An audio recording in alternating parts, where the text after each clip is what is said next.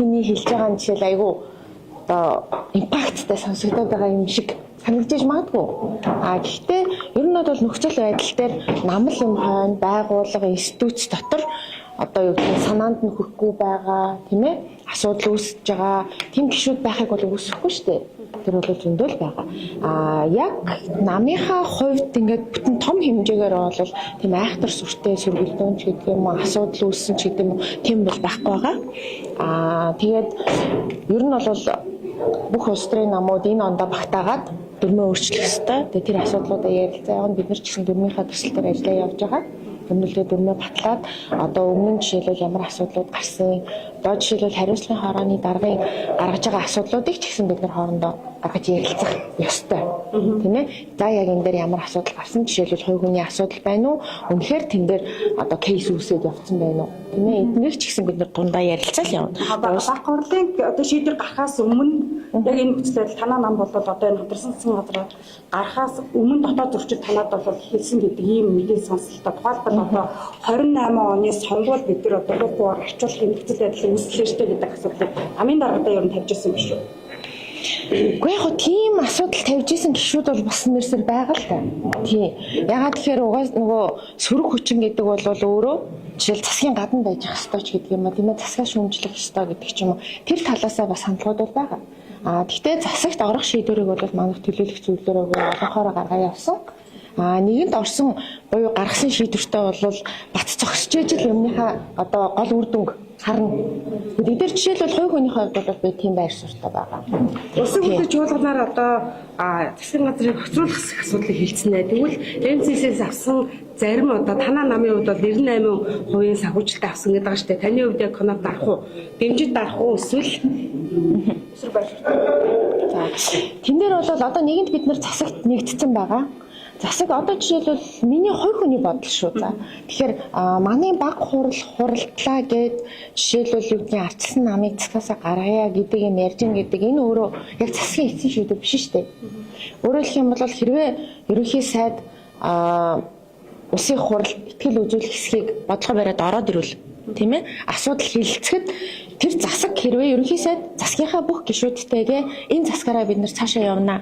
Хэрвээ үгүй гэвэл огцруулах буюу ихтгэл үзүүлэхгүй байна гэдгээ баталгаажуулаа гэдэг их хуралд асуудлаа тавиад явсан тохиолдолд хэрвээ их хурал засгийг огцруулахаар шийдвэр гаргахгүй бол засаг цаашаа бүтэн бүрэлдэхүүнээр өөрчлөл явна. Тэгэхээр та улс төрийн нөхцөл байдлыг арай өөрөөр харж байна гэсэн үг үү?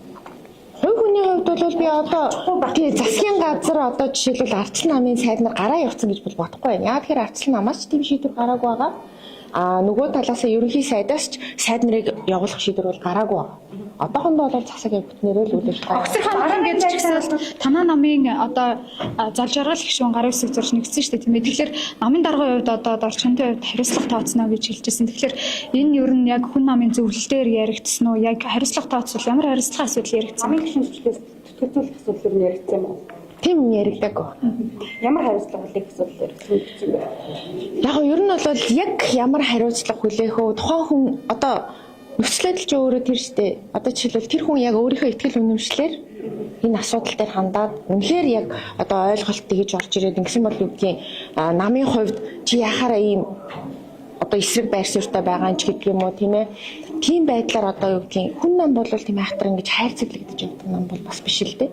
Тэгэхээр бүгдээрийнхээ одоо үйлчлэлийг яагаад үнэхээр яг засаг огцор гэдэг тал дээр байсан юм бэ? Тийм ээ хүн нам засаг дотор байгаад энэ засаг цаашаагаа аваад явж чадахгүй гэж харсан тэр үнцгчийн юу юм бэ гэдгийг бид нэр ярилцж байгаа. Одоогийн хамтрал үгүй болоод дахиад шинэ хамтрсан засгийн газар бий болох юм бол танаа намд урилга өгвөл танах дахиад нэг өөр хоёр сайдын судалтай болох боломж байгаа шүү дээ. Энийгээ жишээлбэл өөр юм юу гэж хаасан бэ? Одоо энийг одоо миний хувь хүний бодлол энийг ерөөсөө тэр сандал суудал субъект гэдгийг аваа ичээ. Тэн дээр жишээлбэл нэг сайд дахиж хуваарлагдах уу эсвэл нэг нам дахиж сайдаар орох уу тэр бол 2 дахь 3 дахь асуудал байна. Гол нь буцаагаад бид нар засгийн газар солигдлоо гэж ерөнхий сайд солигдлоо гэд одоо юу гэдэг гадаад хүчин зүйлүүд болон дотоод хүчин зүйлүүдээсээ бид нар эдийн засгийг сайжруулж чадах юм уу? Үнэхээр дараагийн гараад ирсэн засаг энэ бодлогыг илүү одоо юу гэдэг төсвийнхөө орлогыг нэмэгдүүлж чадах юм уу?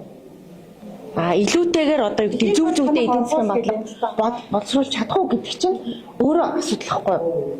Тийм учраас бидний хувьд бол миний хувьд тийм ээ хувь хүний хувьд бол хүн нам энэ засаг дотроо тултаа байна. ямар ч байсан хийн гэж амласан амлалтуудаа хийн гэрээний хадаа өөргөө биелүүлээ явж байгаа.